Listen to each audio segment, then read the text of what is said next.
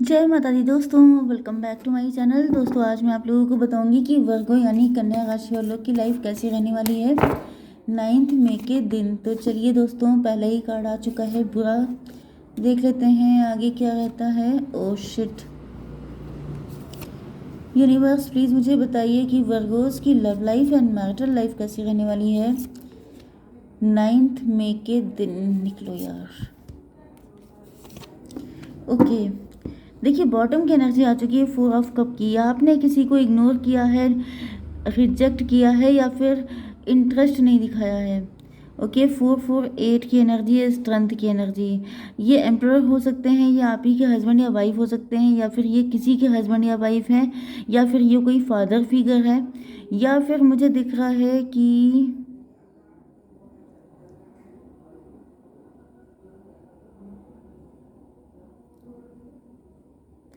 पता नहीं क्यों मुझे ऐसी फीलिंग आ रही है कि जैसे आपसे किसी बहुत बड़े एज के व्यक्ति ने आपको ऑफर किया है, लेकिन आपने बिल्कुल देखना भी इम्पोर्टेंट नहीं समझा है।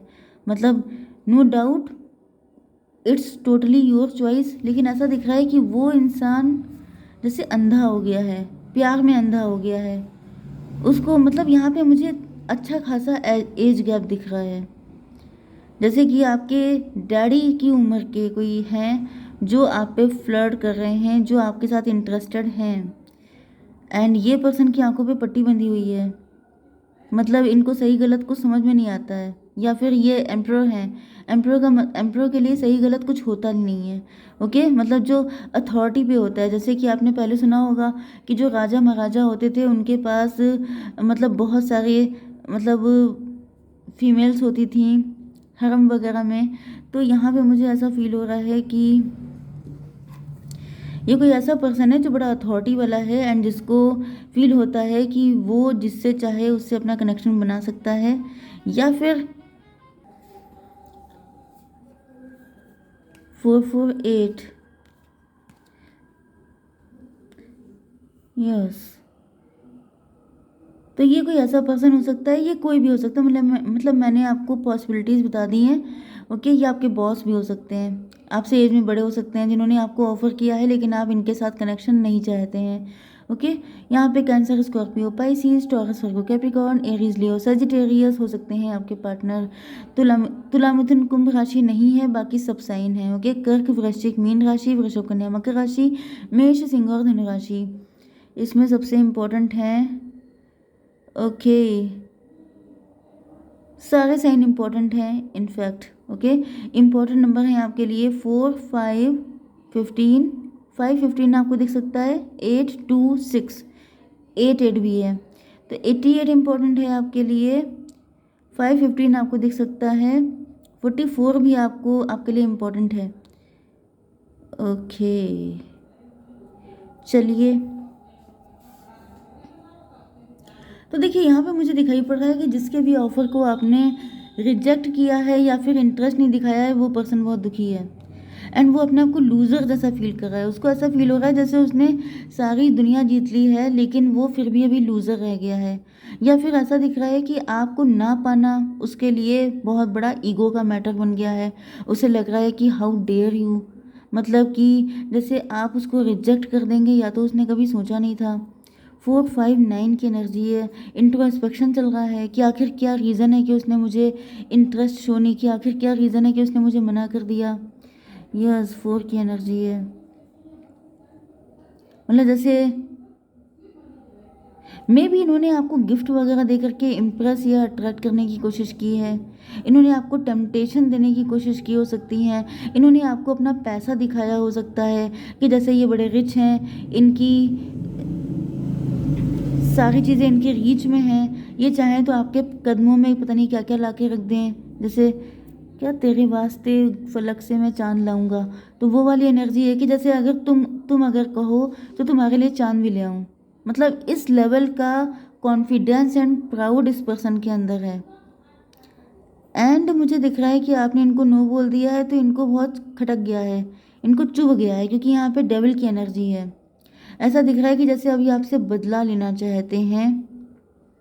हम्म, मुझे ऐसी फीलिंग आ रही है कि जैसे ये इनके अंदर एक जैसे रुलाने की चाहत, पता नहीं आज ये कैसी सड़ी एनर्जी आ गई है। शुरुआत से ही मुझे ऐसी कुछ फील हो गई थी, जैसे कोई आपसे बदला लेना चाहता है, कोई आपको रोते देखना चाहता है, कोई आपको जैसे प्यार में तड़पाना चाहता है। जैसे अगर ये कोई बड़ी एज का व्यक्ति है जिससे आप शादी नहीं कर सकते, मतलब उसकी गलती है, उसको ऐसा सोचना भी नहीं चाहिए, करना भी नहीं चाहिए, लेकिन उसने सोच लिया है।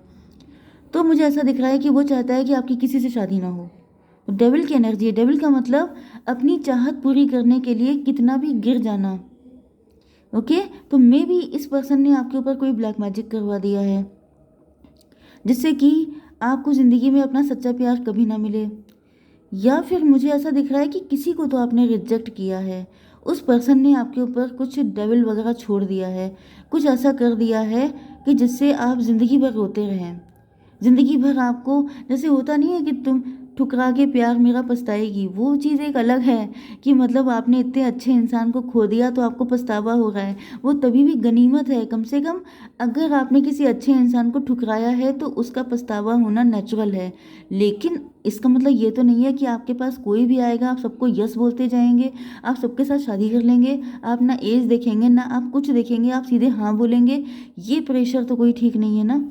तो यहाँ पे मुझे कोई बुजुर्ग व्यक्ति की पता नहीं क्यों एनर्जी आ रही है, मतलब कोई टैबू रिलेशन जो नहीं हो सकता था, लेकिन किसी की जिद आड़े आ गई, मतलब कि हाउ डेयर यू, एंड उसने आपके ऊपर कुछ ऐसा ब्लैक मैजिक कर दिया कि आप ज़िंदगी भर सच्चे प्यार के लिए तड़पते रहें, एंड आपको रोना आए कि आपने उस पर्सन को मना क्यों किया था।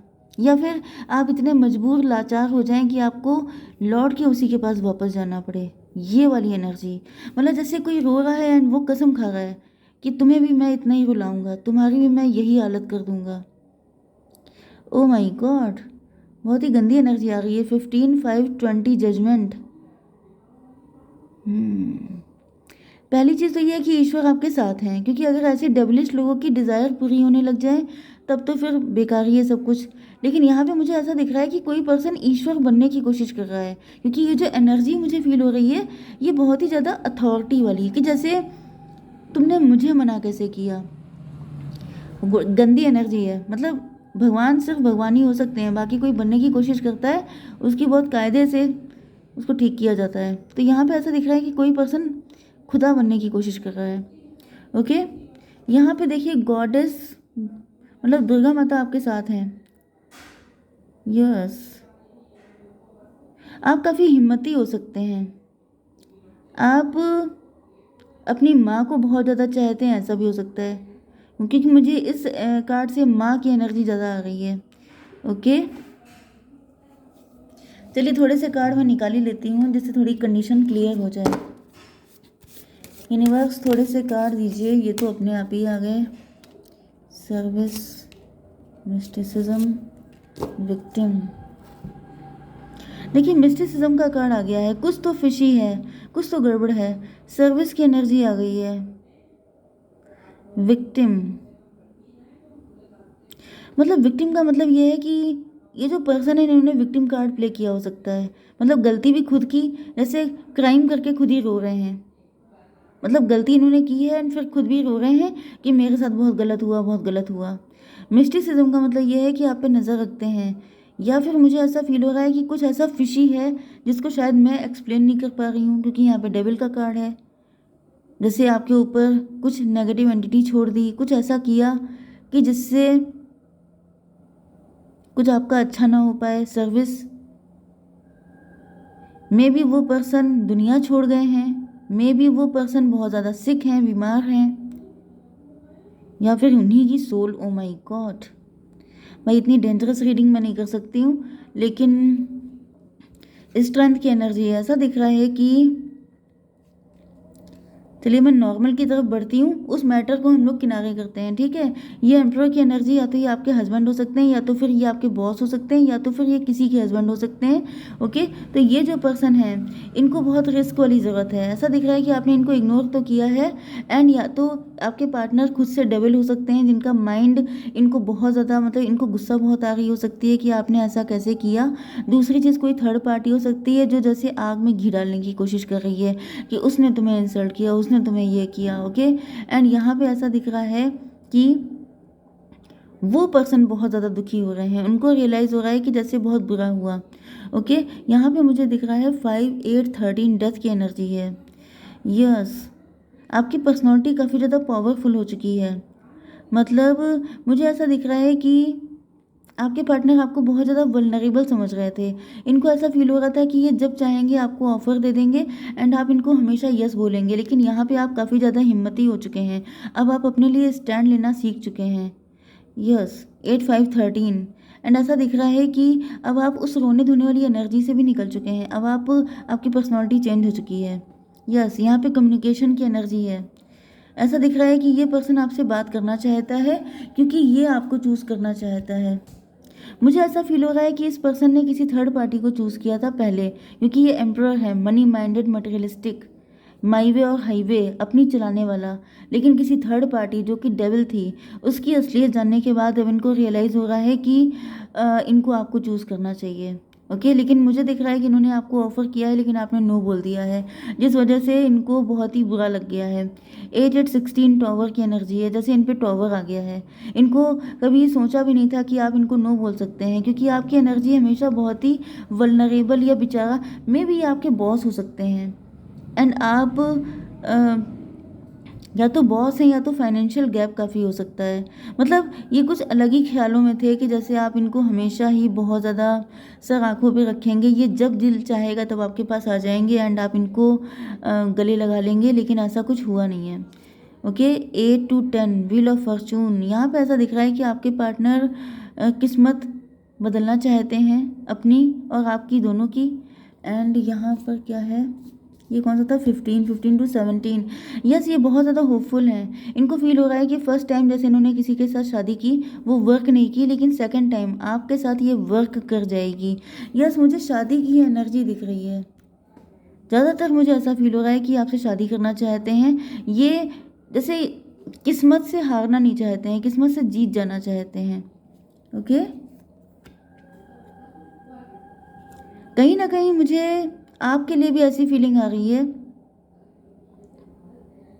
आपके लिए भी हो सकता है कि आप लोग पहले वल्नरेबल थे, लेकिन अब आप लोग सक्सेसफुल हो गए हैं, अब आप लोग विक्टोरियस हो गए हैं, अब आप लोग अपनी लाइफ में काफ़ी अच्छा कर रहे हैं, जिस वजह से आपके अंदर हिम्मत आ चुकी है एंड अब आप सेम पेज पे आ चुके हैं। मैं थोड़ा सा चेक कर लूँ, 8 टू 10 10 6 16, फिर से 16 की एनर्जी है एंड यहाँ पे 16 एंड 7 हो गया 23, 5 की एनर्जी आ गई है हायरोफेंट की। या तो आप अभी तक इनका वेट कर रहे हैं लेकिन आप इनसे नाराज़ हैं क्योंकि इन्होंने आपको प्रायोरिटी पे नहीं रखा। मतलब आपके अंदर कुछ नाराज़गी हो सकती है जिसको आपके पार्टनर दूर करना चाहते हैं। ये कुछ ख्याली पुलाव बना रहे थे लेकिन आपने इनको नो बोल करके या इग्नोर करके इनको ज़मीन पे आप ले आए हैं, इनकी अकल ठिकाने आपने लगाई है। ओके, तो यहाँ पर मैं थोड़ा सा इस चीज़ को कंफर्म कर लेती हूँ। फ्यूचर क्या है, यूनिवर्स प्लीज़ मुझे गाइड कीजिए।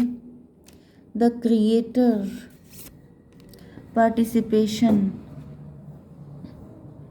देखिए, आपके पार्टनर आपको खुद को क्रिएटर समझ रहे थे। मैंने बताया था ना कि अपने आप को पता नहीं क्या समझ रहे थे, खुदा समझ रहे थे। लेकिन यहाँ पे ऐसा दिख रहा है कि ईश्वर ने आपके अंदर वो पावर दे दी है, आपने अपने आप को पावरफुल समझा है एंड यहाँ पे पार्टिसिपेशन, आपके पार्टनर अब आपके साथ पार्टिसिपेट करना चाहते हैं, गठबंधन करना चाहते हैं जब आप दोनों लोग सेम पेज पे आ चुके हैं।